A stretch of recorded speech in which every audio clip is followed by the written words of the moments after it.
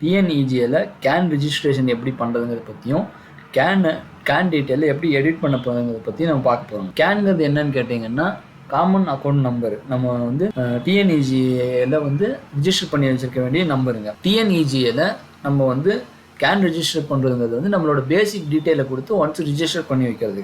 அது எதுக்காக அப்படின்னு கேட்டிங்கன்னா ரெவென்யூ டிபார்ட்மெண்ட்டில் வந்து நீங்கள் எந்த சர்டிஃபிகேட் அப்ளை பண்ணாலும் இன்கம், நேட்டிவ், கம்யூனிட்டிவ், மேரேஜ் ஸ்கீமு, பட்டா ட்ரான்ஸ்ஃபர், இந்த மாதிரி எந்த சர்டிஃபிகேட் அப்ளை பண்ணுறதா இருந்தாலும் நீங்கள் வந்து ஒரு தடவை கேன் ரிஜிஸ்ட்ரேஷன் பண்ணி வைக்கிற மாதிரி இருக்கும் உங்களோட ஆதார் நம்பரை வச்சு. இந்த கேன் ரிஜிஸ்ட்ரேஷனுங்கிறது ஒரு தடவை ஆயிடுச்சுன்னா இது வந்து நான் எடிட்டபிள். நீங்கள் ஒன்ஸ் ரிஜிஸ்டர் பண்ணி முடிச்சிங்கன்னா உங்களோட Aadhaar number, name, date of birth, mobile number இதெல்லாம் வந்து நான் எடிட்டபிள். இதை நீங்கள் வந்து மாற்ற முடியாது. இதில் வந்து நீங்கள் இ-சேவை மையத்தில் வந்து மொபைல் நம்பரை மட்டும் மாற்றிக்க முடியும். அதனால நீங்கள் ஒரு தடவை அப்ளை பண்ணும்போது ரொம்ப கேர்ஃபுல்லாக அப்ளை பண்ணுங்கள், கரெக்டாக அப்ளை பண்ணுங்கள், எந்த ஒரு மிஸ்டேக் இல்லாமல் பண்ணிக்கோங்க. ஏன்னா ஒரு ஆதார் கார்டுக்கு ஒரு தடவை தான் கேன் கிரியேட் ஆகும். அதை வச்சு தான் நீங்கள் வந்து எப்போ சர்டிஃபிகேட் அப்ளை பண்ணாலும் நீங்கள் வந்து அப்ளை பண்ணுற மாதிரி இருக்கும். அதே மாதிரி நீங்கள் ஏற்கனவே வந்து உங்கள் ஆதார் கார்டு நம்பருக்கான கேன் ரிஜிஸ்ட்ரேஷன் பண்ணி வச்சுருந்தீங்கன்னா அதை வந்து நீங்கள் வந்து இன்னொரு தடவை புது கேனை கிரியேட் பண்ண முடியாது. அதில் கொடுத்துருக்க மொபைல் நம்பர் வச்சு அந்த கேனை நீங்கள் திருப்பியும் அந்த கேன் நம்பரை நீங்கள் எடுத்துக்க முடியும். ஓகே ஃப்ரெண்ட்ஸ், வாங்க நம்ம வீடியோக்குள்ளே போயிடலாம். கேன் எப்படி ரிஜிஸ்டர் பண்ணணும் அப்படிங்கிறத நான் சொல்லி ஃபஸ்ட்டு கூகுளுக்கு வந்துடுங்க. கூகுளில் வந்துட்டு இங்கே வந்து டிஎன்இஜிஏ அப்படிங்கிற வெப்சைட்டுக்கு வந்தீங்கன்னா உங்களுக்கு வந்து இது மாதிரி முதல்ல ஒரு லிங்க் வரும். அந்த லிங்க்கை கிளிக் பண்ணி ஃபஸ்ட்டு லிங்க் கிளிக் பண்ணி உள்ளே வந்தீங்கன்னா இந்த மாதிரி பயனாளர் உள்நுழைவுங்கிற லிங்க் வரும். அதை நீங்கள் கிளிக் பண்ணிக்கோங்க. இதில் வந்து போன வீடியோவில் நம்ம வந்து யூசர் நேம், பாஸ்வேர்டு எப்படி க்ரியேட் பண்ணுறதுங்கிறத பற்றி நம்ம பார்த்துருந்தோம். அதை வந்து இப்போ அதை நீங்கள் அந்த வீடியோ பார்க்கலன்னா ஒரு தடவை பார்த்துட்டு வந்துடுங்க. அதில் உங்களுக்கு நான் தெளிவாக சொல்லியிருக்கேன் எப்படி வந்து நீங்கள் ஒரு யூசர் நேம், பாஸ்வேர்டு க்ரியேட் பண்ணுங்கிறத பற்றி. இப்போ வந்து இதில் நான் பார்க்குறது வந்து கேன் எப்படி கிரியேட் பண்ணுறது அப்படிங்கிறத பற்றி. அதனால் வந்து யூசர் நேம், பாஸ்வேர்டு என்னோட நேரடியாக நான் உள்ளே போயிடுறேன்.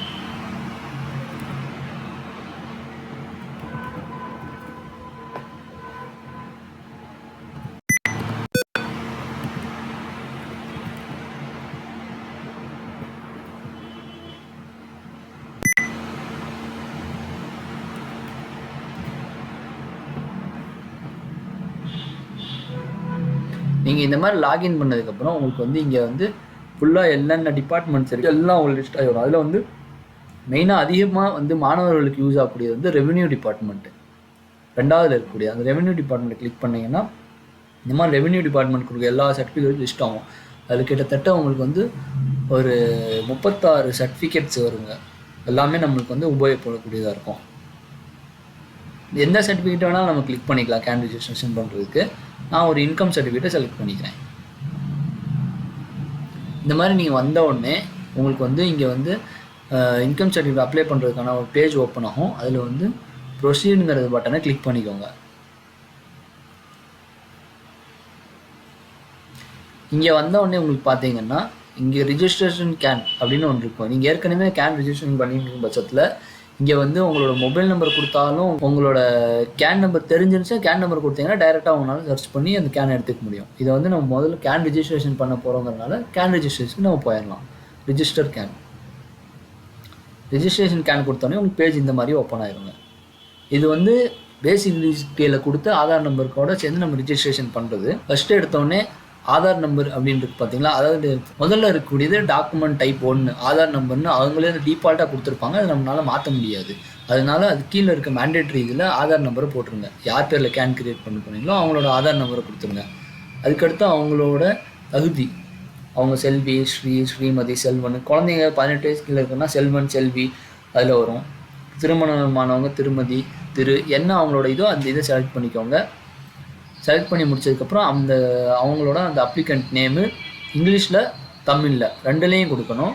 அடுத்து அவங்களோட பாலினம், மேல் ஃபீமேல் என்ன இருக்கோ அவங்களோட இது கொடுத்துடணும். நீங்கள் செல்வன் கொடுக்கும்போது இந்த இடத்துல எப்பயுமே அன்மேரிடு தான் வரும். அடுத்தது வந்து பிறந்த தேதி, அவங்களோட பிறந்த தேதியை கொடுத்ததுக்கப்புறம் அவங்களோட உறவில் வந்து நீங்கள் ஃபாதர் செலக்ட் பண்ணிங்கன்னா ஃபஸ்ட்டு ஃபாதர் செலக்ட் பண்ணி அவங்களோட அப்பாவோட நேமு, தந்தை பேர். அடுத்தது கீழே இருக்கிறதுல வந்து மதர் நேமு, தாயின் பேர் எல்லாம் தமிழில்.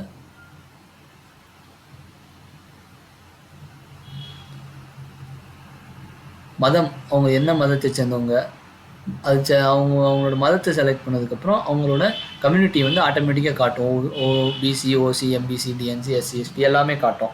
எதுவுமே சேர்ந்தது இல்லை அப்படின்னா நாட் சார்ட்டடுங்கிறத கொடுத்துருங்க. அதுக்கப்புறம் அவங்களோட வேலையை பொறுத்தளவில் அவங்க என்ன வேலையில் இருக்காங்களோ அந்த வேலையை கொடுத்துட்டு இது பண்ணுங்க. இல்லை எதுவுமே இல்லைன்னா நாட் ஸ்டார்டட்னு, இந்த இதில் லிஸ்ட்டில் வர எதுவும் இல்லைன்னா நாட் ஸ்டார்டட்னு கொடுத்துருங்க. அட்ரஸ் வந்து 2 அட்ரஸ் இருக்கும். ஒன்று வந்து தற்போதைய முகவரி, இன்னொன்று வந்து நிலையான வீட்டு முகவரி அப்படிங்கிற 2 இது கேட்கும். நீங்கள் வந்து தற்போதைய முகவரினா நீங்கள் இருக்கக்கூடிய அட்ரஸ், உங்களோட நிலையான முகவரிங்கிறது உங்களோட பர்மனெண்ட் அட்ரஸ். 2மே ஒன்றுங்கிற பட்சத்தில் இந்த இடத்துல கிளிக் பண்ணிக்கோங்க. இந்த இடத்துல நீங்கள் அட்ரஸ் போட்டதுக்கப்புறம் அது ஒரு தமிழ்நாடு, என்ன டிஸ்ட்ரிக்கு, அப்புறம் என்ன அந்த டிஸ்ட்ரிக்டில் இருக்கக்கூடிய என்ன வட்டம், அது கிராமம், அதுக்கப்புறம் மேண்டேட்ரி மட்டும் நீங்கள் ஃபில் பண்ணாலே போதும்.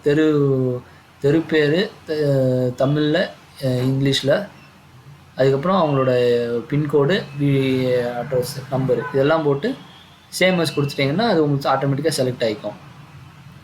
கொடுத்துட்டு உங்களோட மொபைல் நம்பர் மேண்டேட்ரி. இந்த மொபைல் நம்பருக்காக தான் வந்து கேன் ரிஜிஸ்டராக இருக்கும். நீங்கள் அந்த மொபைல் நம்பர் இருந்தால் கேன் நம்பர் எடுத்துக்க முடியும். கேன் நம்பர் இருந்துச்சுன்னா உங்களுக்கு இந்த மொபைல் நம்பருக்கு ஓடிபி வரும். ஏன்னா ஒன்ஸ் நீங்கள் எந்த நம்பரில் கேனை ரிஜிஸ்ட்ரேஷன் பண்ணுறீங்களோ அந்த மொபைல் நம்பர் வந்து நீங்கள் மிஸ் பண்ணாமல் வச்சுக்கணும். இதெல்லாம் முடிச்சுட்டு ஒன்ஸ் ஓடிபி கொடுத்து ரிஜிஸ்ட்ரேஷன் கொடுத்தீங்கன்னா கேன் உங்களுக்கு ஆட்டோமேட்டிக்காக ரிஜிஸ்டர் ஆகி வந்துடும். நான் என்னோடய கேன் உங்களுக்கு ஒரு தடவை காட்டுறேன்.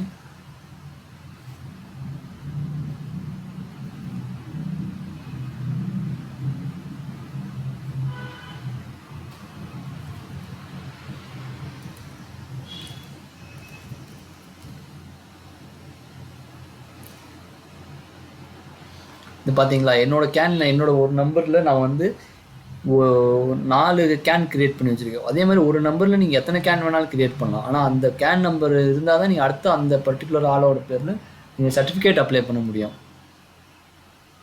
கேன் நம்பர் கொடுத்தீங்கன்னா நீங்கள் டைரெக்டாக உள்ளே போக முடியாது. அந்த கேனுக்கு உண்டான உங்களோட ஆதார் நம்பர் ப்ளஸ்ஸு அவங்களோட டேட் ஆஃப் பர்த்தை போட்டு ஜென்ரேட் ஓடிபி கொடுத்தா தான் நீங்கள் அந்த சர்டிஃபிகேட் அப்ளை பண்ண முடியும். இதனால் இப்போ உள்ள சிஸ்டம் படி நீங்கள் மேண்டேட்ரியாக மொபைல் நம்பரையும் ஆதார் நம்பரையும் ரிஜிஸ்ட்ரேஷன் பண்ணுறதையும் ஒரு தெளிவாக வச்சுக்கோங்க.